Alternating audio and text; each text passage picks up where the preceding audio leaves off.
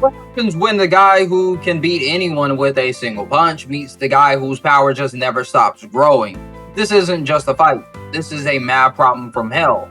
It's the ultimate paradox. The man who broke his limits versus the man who has no limits. Today, we're settling the debate that has raged across the internet for years. Saitama, the King Baldy versus Broly, the legendary Super Saiyan. And trust me, the answer isn't a simple answer, as most of you would think. This isn't about who can punch harder.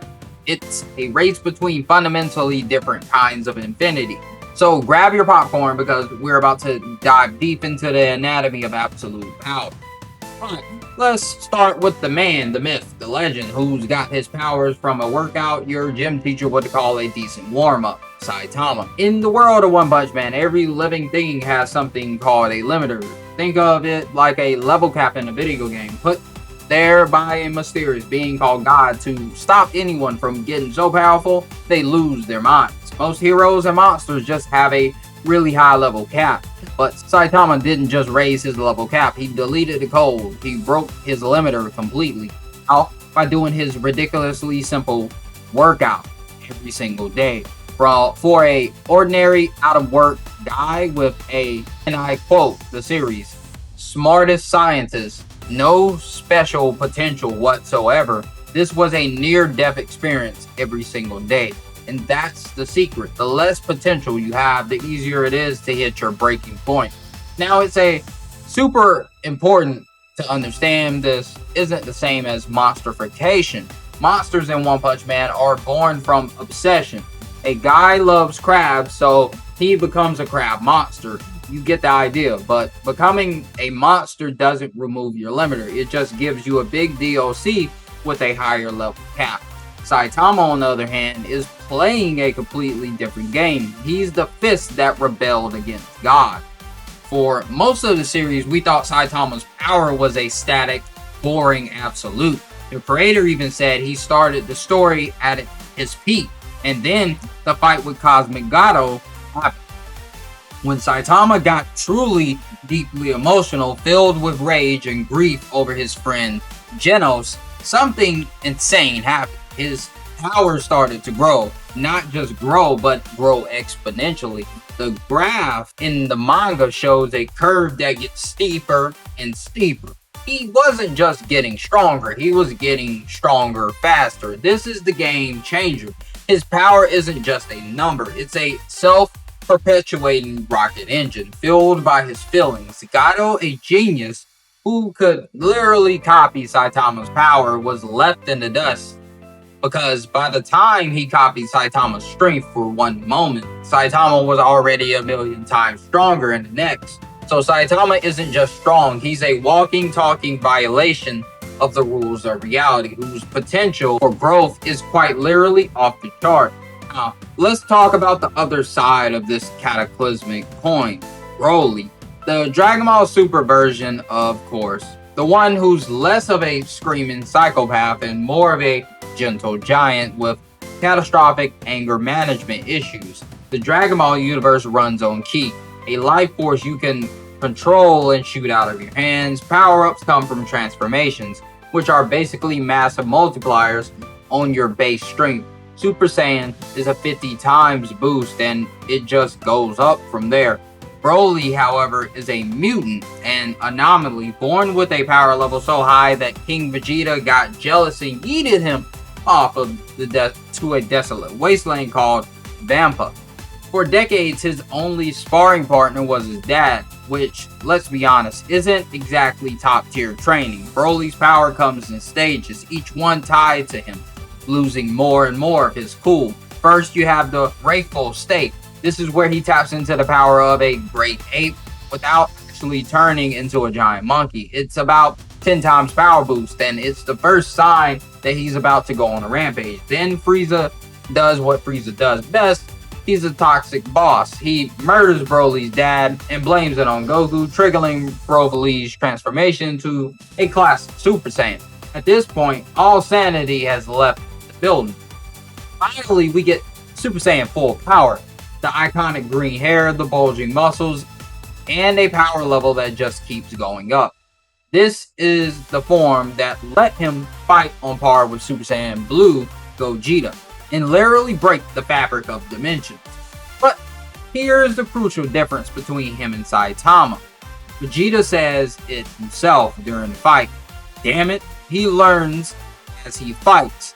Broly's growth is reactive. He gets stronger because he's fighting someone stronger. He needs an external push to reach new heights.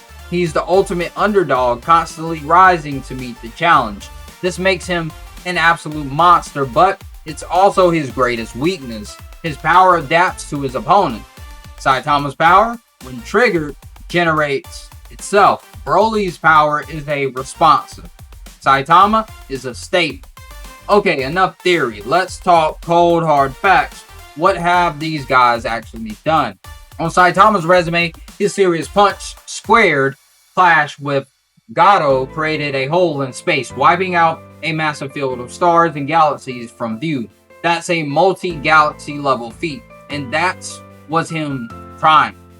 How about when he's not? He's once sneezed a serious sneeze. It blew away entire gaseous mass of Jupiter, a planet 1,300 times bigger than Earth.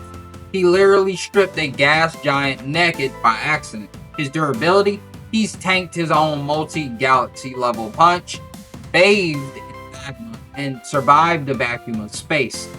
Though he does have to hold his breath, which is a fun little detail. Now, for Broly, his best feat is scaling. He beat Super Saiyan Blue Goku and Super Saiyan Blue Vegeta at the same time. For context, a much weaker Goku fighting Beerus at the start of Super threatened to destroy the entire universe with their shockwaves. So Broly is comfortably in the Universal Plus tier.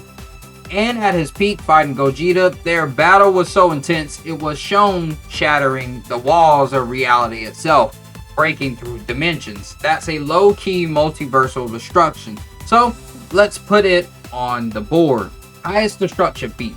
Broly's dimensional shattering probably edges out Saitama's star racing punch. Highest attack potency. Saitama's casual Jupiter stripping sneeze is insane, but Broly overwhelming two universal level fighters is a more direct combat feat. Durability, both have survived attacks on a similar cosmic scale. Speed, both are so ridiculously faster than light that it's basically a tie. Based on their starting stats, Broly takes it.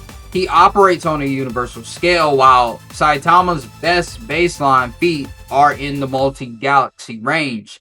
It's a huge gap, but this fight isn't about the starting line, it's about the race.